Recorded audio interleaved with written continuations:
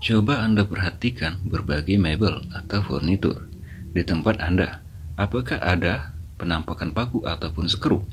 Pada bagian yang tampak, pasti tidak ada. Bila ada furnitur tersebut dari mereka yang profesional. Sebab para woodworker memang memiliki cara tersendiri untuk menyembunyikan paku.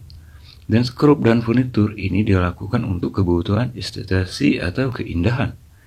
Ada memang mebel yang sengaja dibuat antik dengan paku-paku yang nampak terlihat.